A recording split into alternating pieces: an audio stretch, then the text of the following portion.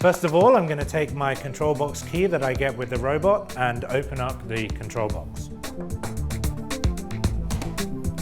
Now inside, on the left-hand side, you can see a row of connectors that give us access to our I/O.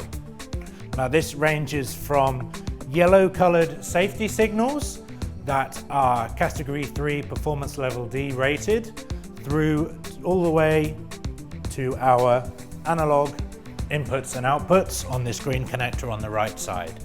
Now, here we have 16 digital inputs and 16 digital outputs in the control box. Half of those, the ones that you can see have a yellow color on the connector, are actually configurable. They can either be Category 3 safety signals or standard digital I/O that you can use in your program. So these yellow connectors that we see in the control box here can be used to interface external safety equipment with the robot controller.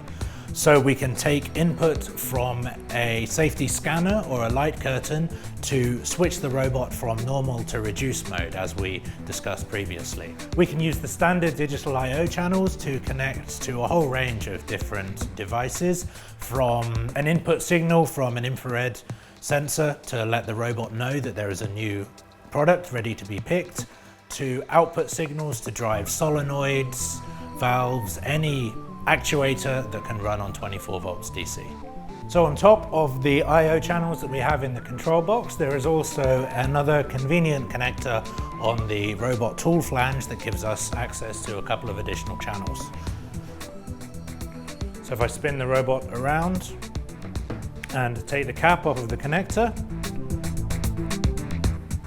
inside we can see there are 8 pins. So this gives us power and ground, 2 digital inputs, 2 digital outputs, and 2 analog inputs. I can use this to connect to a number of different devices at the tool.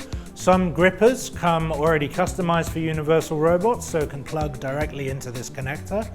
This on the UR3 especially gives me the ability to take advantage of the infinite rotation on the final joint. So there are no cables to get tangled, it can just keep spinning with the tool flange. Alternatively, I can use the tool I/O cable that comes with the robot to connect other devices to this interface.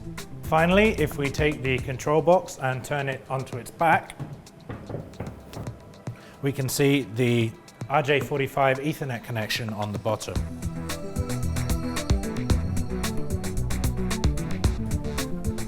So the Universal Robots system supports 3 industrial communication protocols by standard over Ethernet. These are Modbus TCP, Ethernet IP, and Profinet. So I can use these protocols to talk to a range of devices. It could be an I/O expansion device like this to increase the number of I/O channels in my system. It could be getting data from a PLC. Any number of things. We also have some bespoke interfaces for the Universal Robots system. I can send commands directly from a PC or other server to move the robot. We have a dashboard server that allows me to load and play programs conveniently, remotely. We also support standard TCP IP socket communications, so I can use that to talk to a whole range of different devices and conveniently integrate my Universal Robots system into the Industry 4.0 production environment.